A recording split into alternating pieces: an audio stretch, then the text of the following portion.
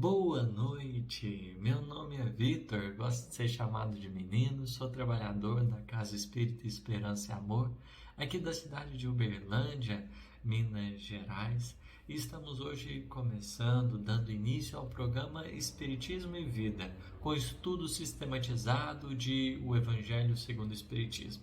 Hoje vamos falar sobre 3 itens do resumo da doutrina de Sócrates e Platão, que se encontram ainda na introdução de O Evangelho segundo o Espiritismo.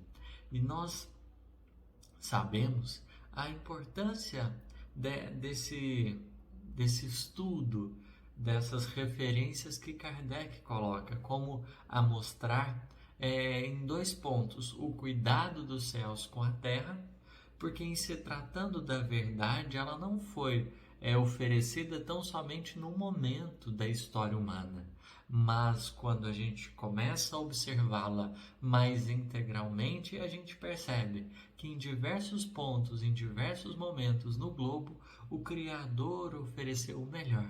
No dizer de O Livro dos Espíritos, que apesar de nós termos a consciência como essa referência máxima onde a lei divina está escrita, por esquecermos ou desprezarmos essa consciência, nós temos então por toda parte como que esse chamamento divino, que na pessoa de corações ali devotados vão trazer essa contribuição magnânima. A partir disso, dessa perspectiva, a gente vê também, além do cuidado dos céus para conosco, em trazendo-nos sempre a verdade aos nossos corações, nós podemos falar cerca de um outro ponto, que esse aspecto curioso da lei. O Criador jamais se engana, e a verdade, ela não se contradiz, mantém-se firme, inalterável em todas as épocas da humanidade. Por vezes ela é revelada e tem o seu aprimoramento, o seu desenvolvimento em instantes posteriores. Mas isso não representa em nenhum instante contradição. O que ele traz o que ele trouxe para uma sociedade, para uma civilização, como aconteceu no caso daqueles que estavam ali nas proximidades de Sócrates e Platão, tiveram contato com coisas extraordinárias. E hoje, nas fileiras do Espiritismo, igualmente, tendo o contato com a codificação, a gente percebe a clareza, a fidelidade e esse compromisso do Criador com toda a criação. Ele não se confunde, não se contradiz, se mantém sempre preciso naquilo que ele traz, naquilo que ele nos oferece. Então, o cuidado dos céus, como também podemos, a partir disso, perceber essa fidelidade de Deus em relação aos nossos corações, o quanto ele é fiel nessa regularidade e nessa certeza. Pois bem, vamos começar então a ver os itens que nos foram propostos, o item de número 10, 11 e 12. Esses 3 itens que estão encadeados, eles possuem pontos em comum e a gente vai ler e comentar um pouquinho acerca deles. No item 10, Allan Kardec diz o seguinte, trazendo uma citação do Colóquios de Sócrates com seus discípulos na prisão. Ele traz ali o texto. O corpo conserva bem impressos os vestígios dos cuidados de que foi objeto e dos acidentes que sofreu. Dá-se o mesmo com a alma, quando despida do corpo. Ela guarda evidentes os traços de seu caráter, de suas afeições e as marcas que até deixaram todos os atos de sua vida. Assim, a maior desgraça que pode acontecer ao homem é ir para outro mundo com a alma carregada de crimes. Vês, Cállicles, que nem tu, nem Pólux, nem Górgias podereis provar que devamos levar outra vida que nos seja útil quando estamos do outro lado. De tantas opiniões diversas, a única que permanece inabalável é a que mais vale receber do que cometer uma injustiça, e que acima de tudo devemos cuidar, não de parecer, mas de ser homem de bem. Então esse é o primeiro ponto, a primeira extração assim dos diálogos de Sócrates com seus discípulos, em que aqui Allan Kardec coloca um ponto importante, que ao aprofundarmos a gente vai poder perceber estreiteza com o pensamento espírita. Allan Kardec, ele diz assim: deparemos-nos aqui um outro ponto capital, confirmado hoje pela experiência, o de que a alma não depurada conserva as ideias, as tendências, o caráter e as paixões que teve na terra. Não é inteiramente cristã essa máxima, mas vale receber do que cometer uma injustiça? O mesmo pensamento exprimiu Jesus, usando esta figura: se alguém vos bater numa face, apresentai-lhe a outra. Então, o comentário de Kardec, ao observar aquilo que Sócrates propôs, a gente vai conseguindo perceber a estreiteza, a proximidade, a regularidade de ambas as ideias, entendendo que o Espiritismo não é obra dos tempos atuais, ele é de todo o sempre, porque está baseado nas leis da natureza, e por isso mesmo não é propriedade de um homem ou de um povo, é como o sol a irradiar-se, beneficiando os nossos corações. E aqui, no comentário de Kardec, como na fala de Sócrates, 2 pontos foram significativamente comentados. Tanto a condição da alma no estado errante, como também do melhor caminho a seguirmos diante das escolhas da vida. E a partir desses 2 pontos a gente vai se debruçar agora mais um pouco para entendermos com clareza. Sócrates começa dando o exemplo do corpo. Por exemplo, se o corpo sofre um acidente por si mesmo,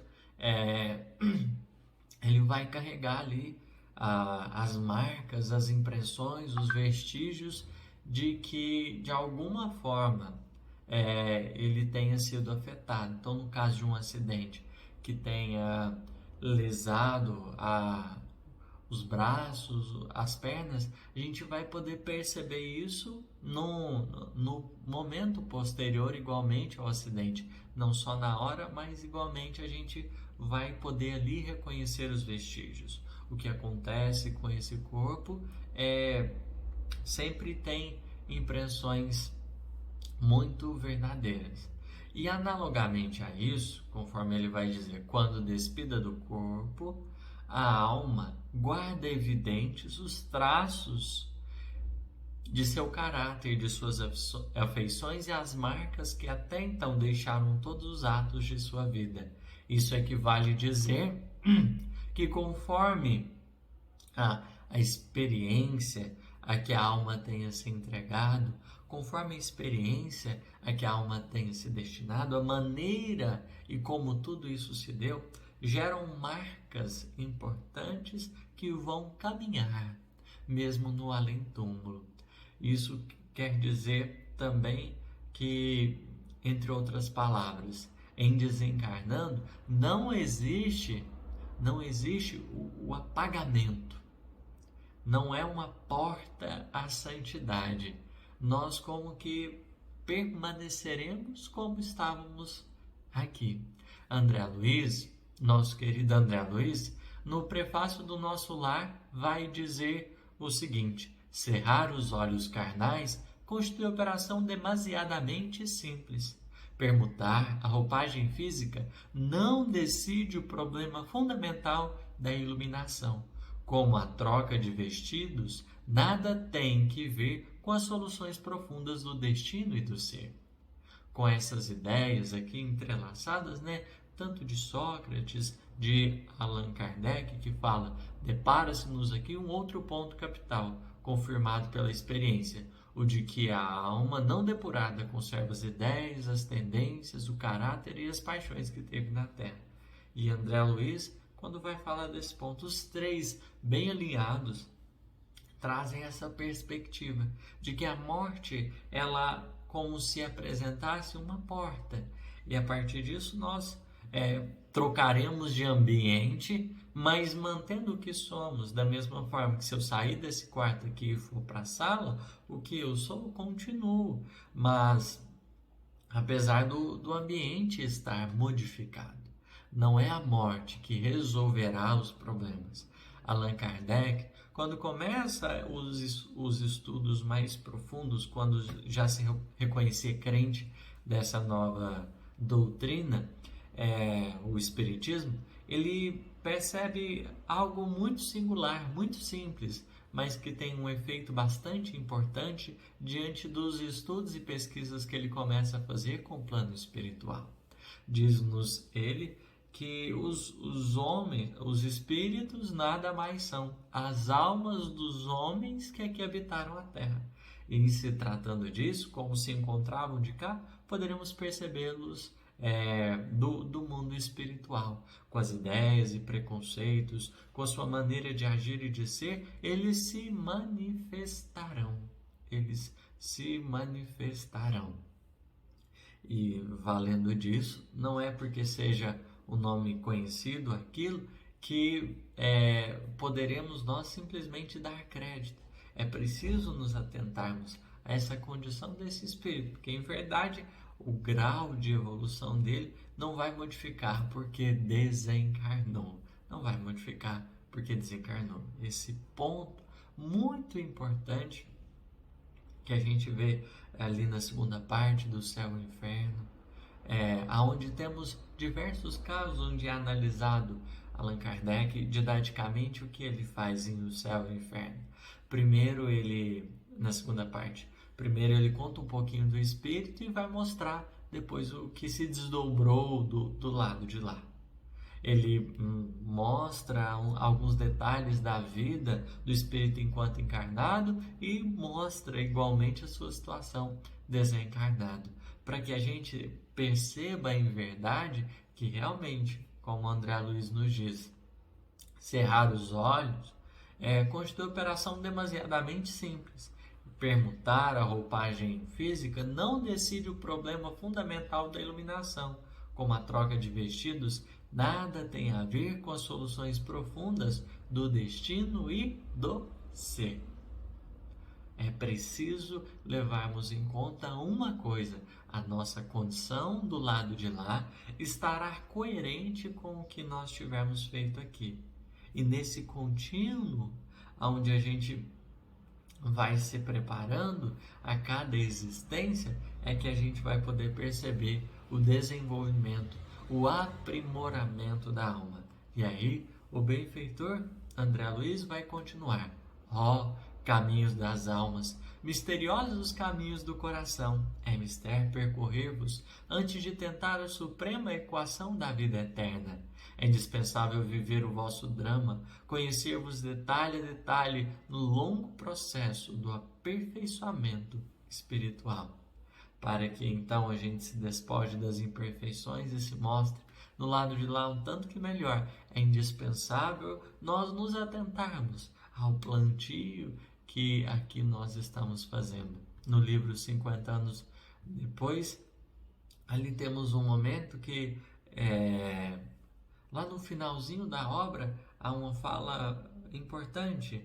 Aqui, quando se referir à terra, aqui é o plantio e lá na pátria espiritual é a colheita, num sentido maior e expressivo, que é em desencarnando que nós teremos contato mais evidente, mais profundo com as coisas que a gente tiver realizado enquanto nós até então vivíamos, enquanto até então a gente encarnado pôde realizar ou não realizar. E aí a vida material ela toma um papel fundamental, porque é aquilo que vai abrir as possibilidades, então, para que essa situação no plano espiritual ela se mostre diferente. E o outro ponto que falamos, se o primeiro fala da situação da alma no plano errante, no plano da erraticidade, o segundo ponto vem falar no plano dos encarnados qual é o melhor passo, o que nos caberá então realizar, fazer. E aí ele coloca de tantas opiniões, Sócrates, perdão, ele diz, de tantas opiniões diversas, a única que permanece inabalável é a de que mais vale receber do que cometer uma injustiça. Aqui é como se Sócrates estivesse dizendo assim, olha, então se a gente chega de lá do jeito que a gente estava daqui, a gente precisa se atentar a um caminho, a uma direção. E em se tratando da direção mais válida para a vida, qual que é? A do ímpio que se desmanda a se impor, é desse jeito que a gente vai chegar bem do lado de lá? Ou melhor, quando a gente se põe a ser justo diante das coisas? E mesmo quando a vida nos apresentar uma injustiça, antes recebendo-a do que praticando. Antes recebendo o mal de alguém do que nós sendo o promovedor dele para outros corações. Então aqui ele coloca o ponto essencial para chegarmos do lado de lá em uma outra condição, que é justamente desse compromisso com o bem. Compromisso esse que o nosso mestre querido Jesus, depois de Sócrates e Platão, tempo depois, irão trazer com uma nobreza, com uma beleza espiritual extraordinária. Jesus, coerente com essa lei divina que foi conferida àqueles ali o papel de revelá-la, igualmente vem com esse mesmo tom de fidelidade aos propósitos superiores.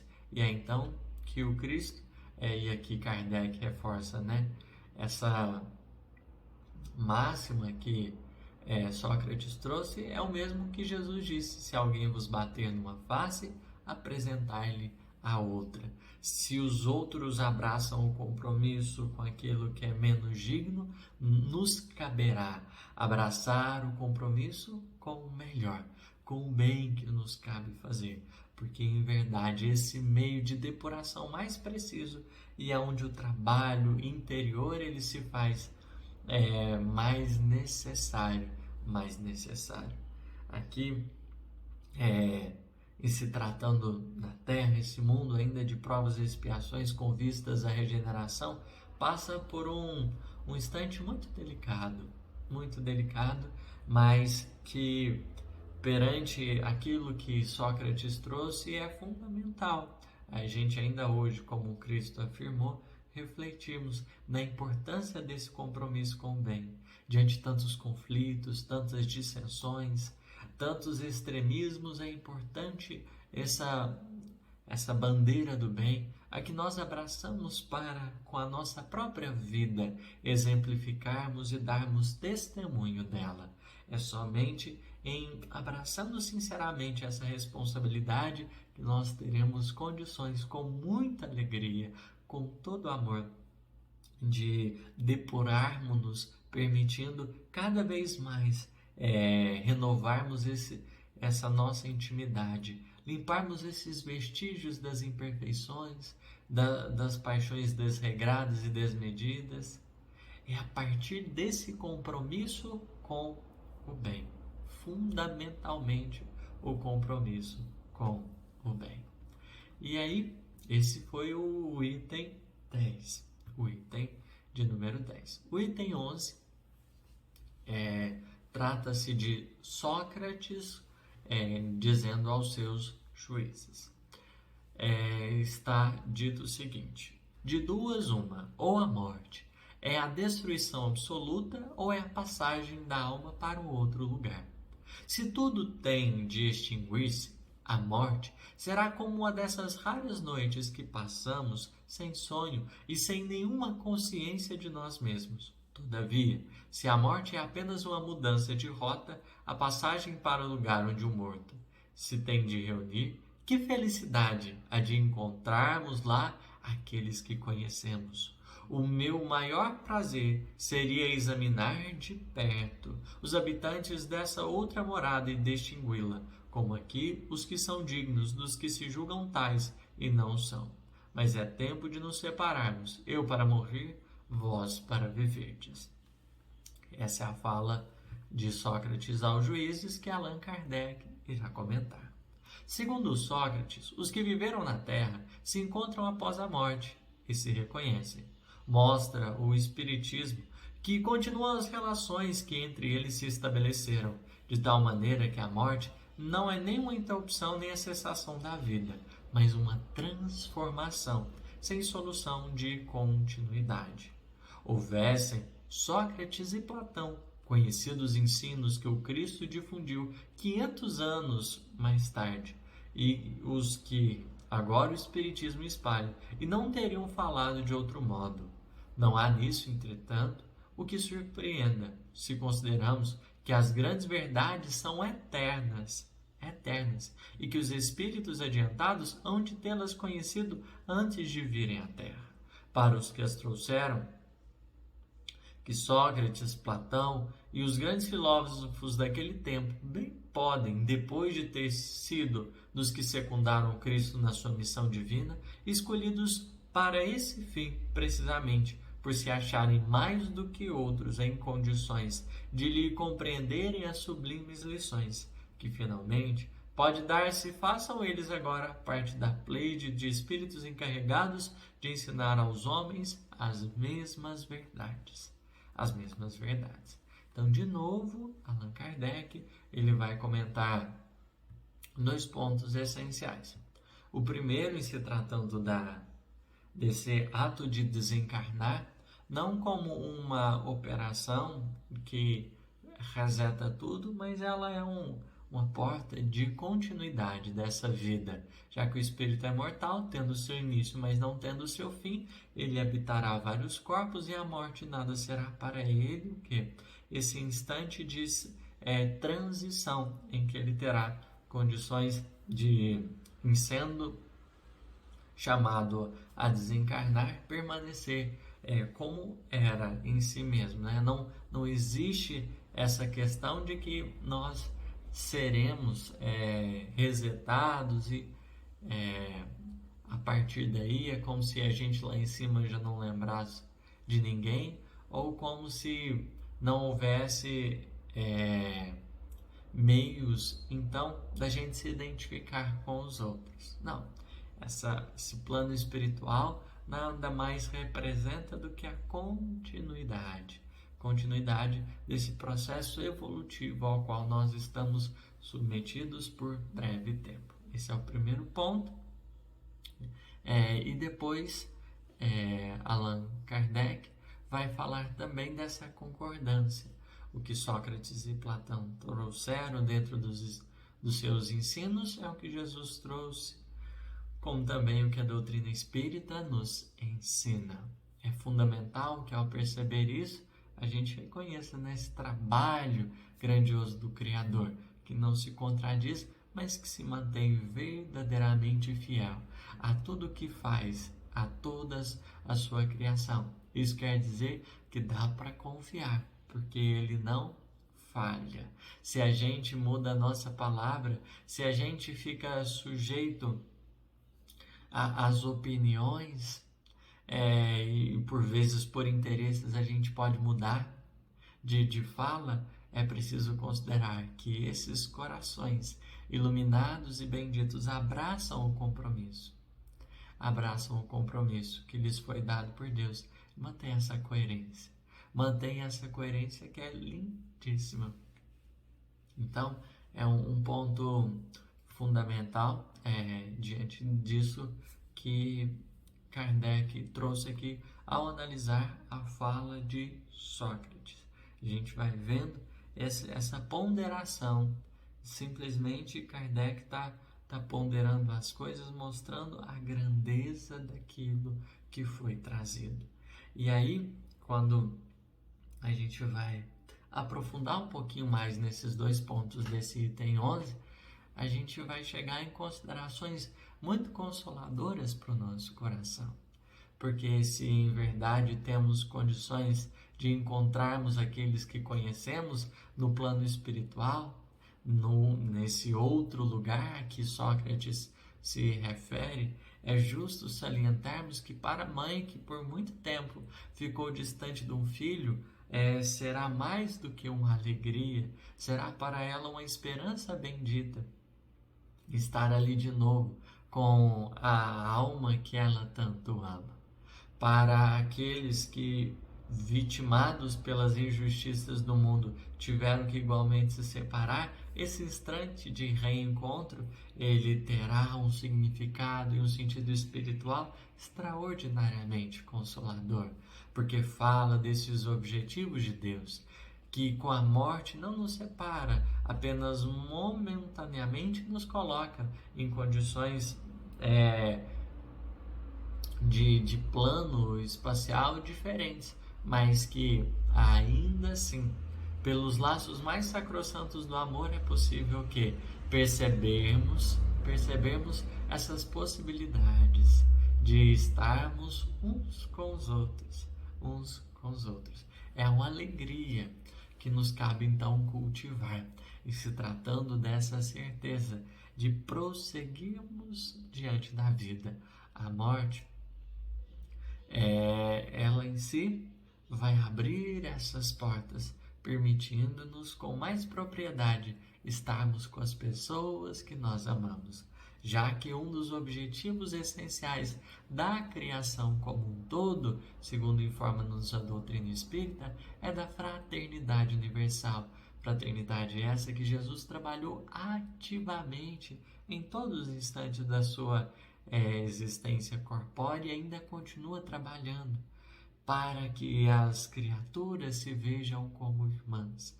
E a partir disso, cada vez mais, a gente possa se reconhecer como essa família.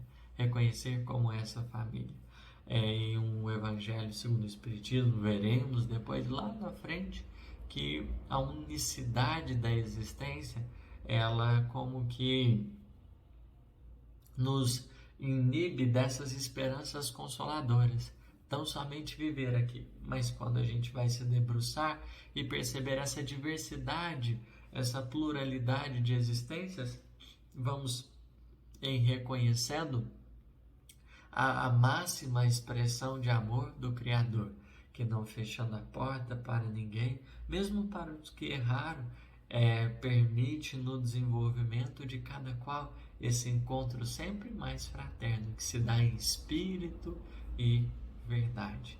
Essa certeza consoladora é um guia, ainda mais nos instantes que estamos vivendo, diante de tanta gente que saudosa tem o coração, por vezes, afogado numa saudade, às vezes até desesperadora. E para tantos, o Espiritismo pode servir como um lenitivo, abrandando ali os tormentos da desencarnação e em harmonizando e amenizando os impactos, vem ali convocar ao novo entendimento, que garantirá uma melhor compreensão da vida, dos propósitos superiores a que todos nós estamos encerrados para viver. Pois bem, esse segundo ponto que anteriormente destacamos, não só o desse reencontro fraternal, mas igualmente o da coerência, ele também, como a gente começou falando, ele também pode deduzir-se a partir dele algo extraordinário da parte de Deus, e que os nossos irmãos evangélicos gostam de afirmar. A gente ora, vê sempre nos caminhões, né? Deus é fiel, Deus é fiel. E essa frase parece assim tão simples, parece sem sentido, sem um valor substancial e justo, mas quando a gente vai analisar ela, dá para a gente encaixar aqui, e que a gente já tinha começado a comentar anteriormente, essa concordância, Deus não se contradizendo, essa concordância dos espíritos encarregados de trazer a verdade na Terra é algo muito expressivo, é um investimento muito grande, que mostra que, em se tratando da consciência desperta, uma vez que se ilumina para Deus, aquela claridade não se apaga, não há caminho de volta, torna-se uma referência viva, essa verdade para guiar os novos passos, mesmo encarnando com todas as dificuldades e todas as limitações e inibições que o corpo traz, o espírito que em si já despertou para os propósitos divinos encarna com a mais alta nobreza espiritual, a mesma que até então havia conquistado, porque a gente percebeu que, estando na Terra ou fora dela, por vezes podemos ser limitados no plano das ideias, mas os princípios fundamentais acesos na consciência,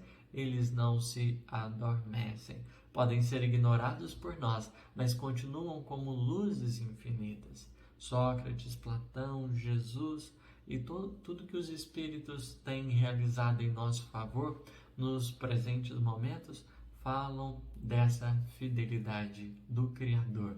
Deus, sim, Ele é fiel. E é por causa dessa fidelidade que nós estamos aqui.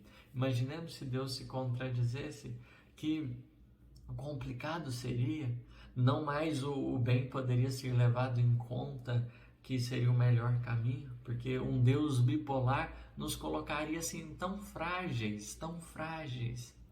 E nessa imutabilidade dele, que é um dos caráteres que dão a essa revelação maior beleza, esse caráter de não contradição, a imutabilidade de Deus é algo assim extraordinário.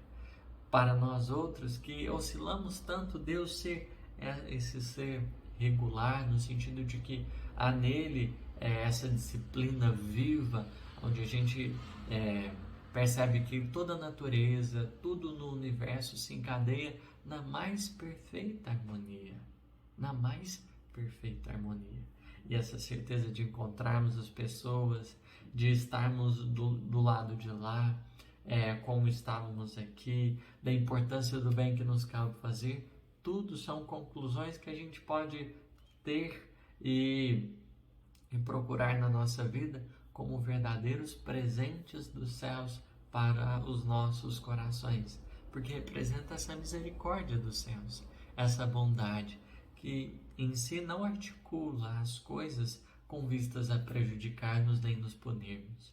Não é esse o objetivo da divina providência, é abrir cada vez mais o nosso entendimento, dilatar a nossa compreensão, para que cada vez mais a gente logicamente entenda: o bem vale a pena. Seja aqui ou acolá, o bem será a nossa diretriz, a nossa diretriz. E cada um de nós que vamos assumindo esse compromisso, mais conscientes, que vamos acendendo em nós mesmos essa chama da consciência, a gente vai tendo condições de sermos utilizados como instrumentos de Deus, já que mais esclarecidos, um tanto que mais desenvolvidos e aprimorados, eis que a providência celestial nos convoca a estarmos ajudando aqueles que vêm na retaguarda, corações outros que precisam muito de ajuda e de amparo, que ainda não contam, não conseguiram alcançar em si mesmo um pouquinho dessas verdades divinas. Sócrates e Platão abraçaram o compromisso. Depois de esforços, de trabalho, chegaram nessa condição. E se tratando das fileiras do Espiritismo, com certeza trabalharam e ainda trabalharão muito para auxiliar-nos por esse desenvolvimento. A partir do instante que a gente evolui, a gente tem condições de, com muito mais propriedade, auxiliar as demais pessoas, os demais corações que estão à nossa volta, que estão diante de nós. Então, esse foi o ponto 11, né?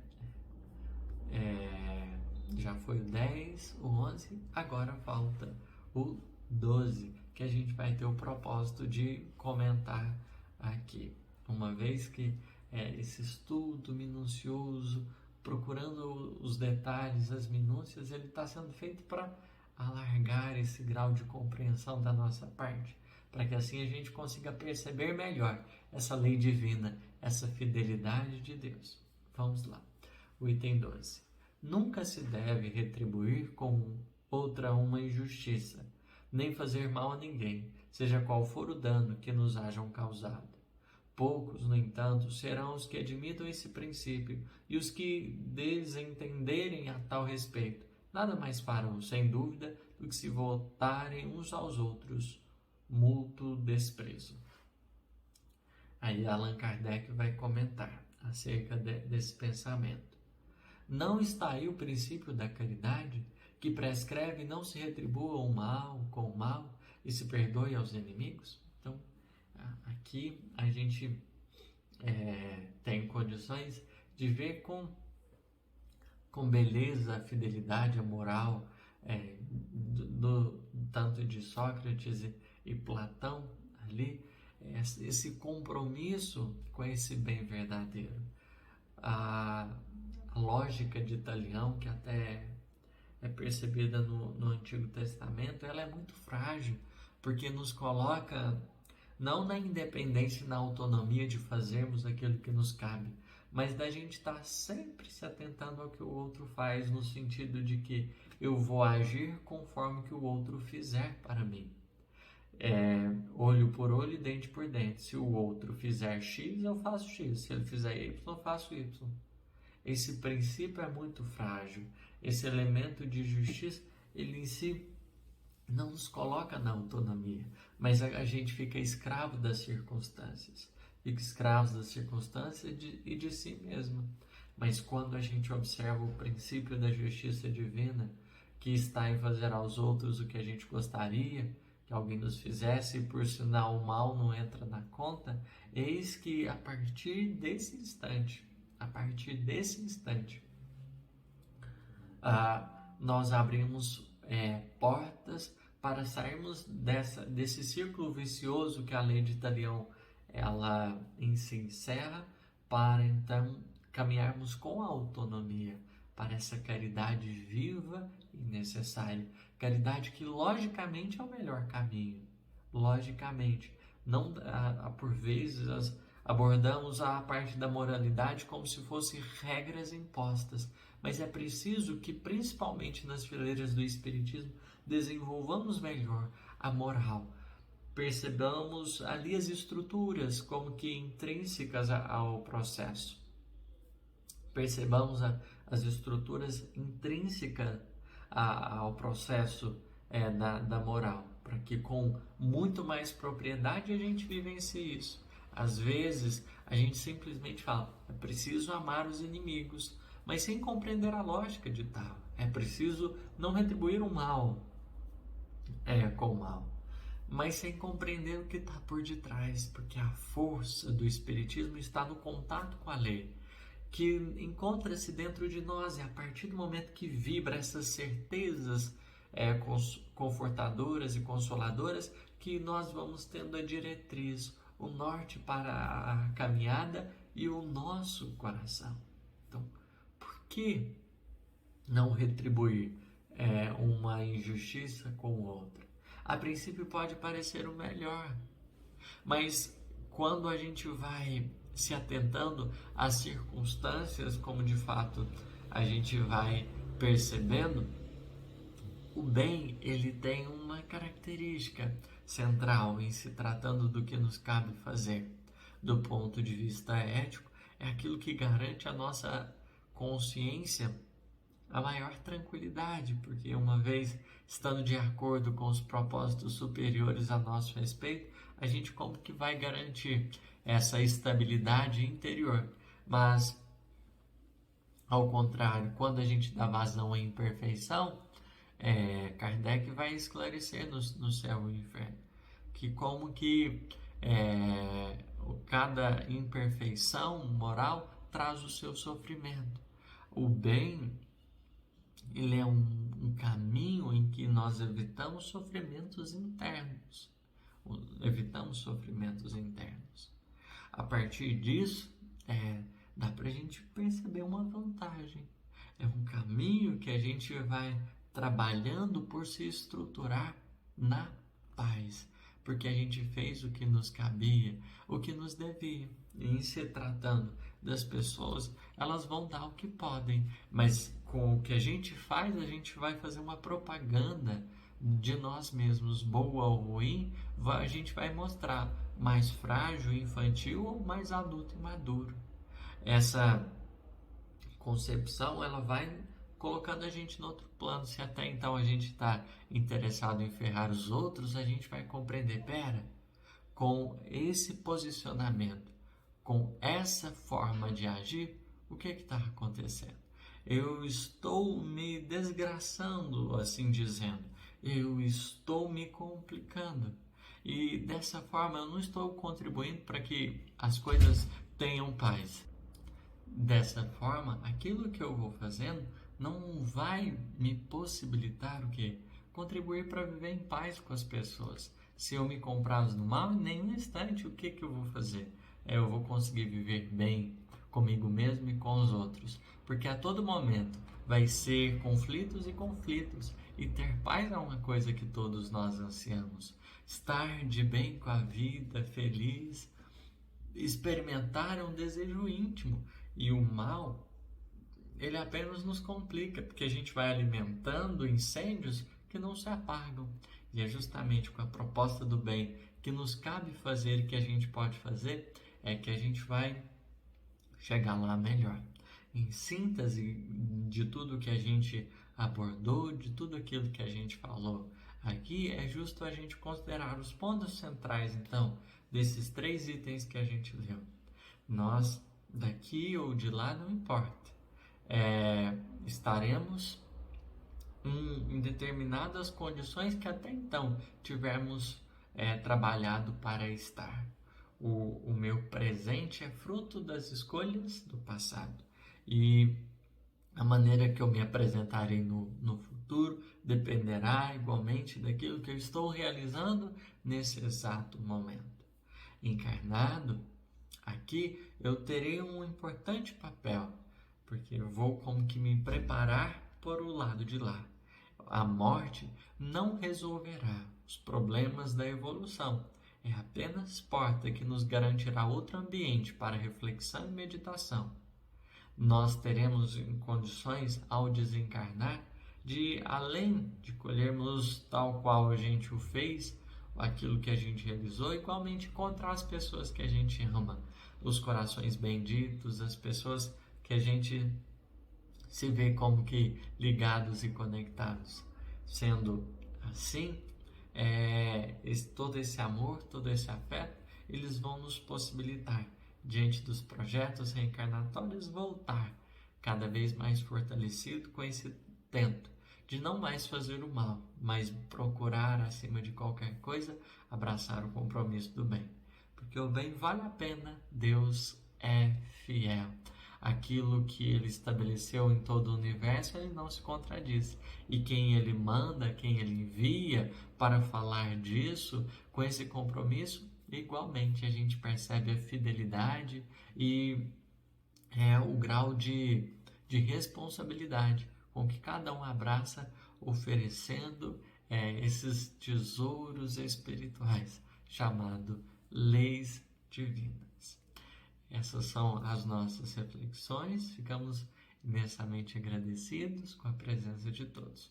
Muito boa noite e até no próximo domingo às 20 horas, onde teremos a continuidade do estudo com o nosso companheiro Davi Ascenso, que irá falar sobre os próximos itens ainda da doutrina de Sócrates e Platão, no caso aqui o 13, 14 e 15. Obrigado e até a próxima.